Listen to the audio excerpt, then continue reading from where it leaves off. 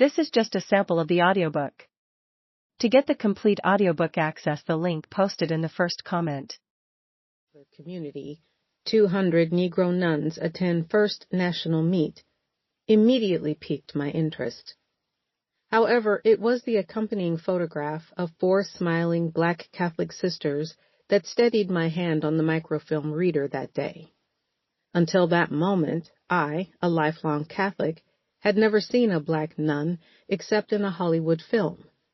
In fact, the only black sister that I knew of at the time was Sister Mary Clarence, the fictional character played by Whoopi Goldberg in the critically acclaimed Sister Act film franchise. Deeply ashamed of my ignorance, I soon learned that I was not alone. Even my mother, who attended Catholic schools for the entirety of her formal education, and who, in 1974, became one of the first 3 black women to graduate from the University of Notre Dame, was unaware of the existence of black nuns in our church. No, only white nuns taught us in our schools, my mother relayed to me on the telephone later that evening. But I wish I had known. I wish we'd had black nuns in Savannah, Georgia, when I was growing up. Stunned by my mother's revelation, I set out to learn as much as I could about the NBSC and understand the roots of the invisibility of black Catholic sisters in our lives. From Cyprian Davis's landmark study of the U.S. black Catholic community, I discovered that there had been black nuns in my mother's hometown in the late 19th and early 20th centuries. Before anti-black prejudice and violent threats pushed these consecrated women out, members of 2 all-black sisterhoods helped to lay the foundation for and ensure the survival of the city's black Catholic educational system. Their heroic efforts made my mother's, and by extension my own, journey into Catholicism possible.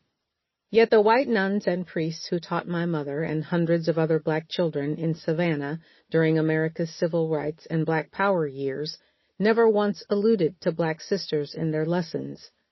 According to my mother, her white instructors did not teach any black history or art either. After calling and writing a host of Catholic institutions to track down some of the sisters and ex-sisters who established the NBSC, I finally began to understand why. The saga of America's black women who have dared to be poor, chaste, and obedient is largely untold, wrote Sister Mary Shawn Copeland in 1975.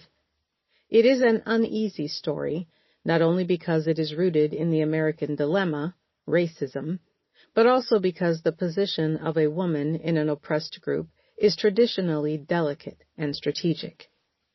By the time I interviewed her, Copeland was a distinguished professor at Boston College and the first black president of the Catholic Theological Society of America. She had also been out of religious life for 13 years.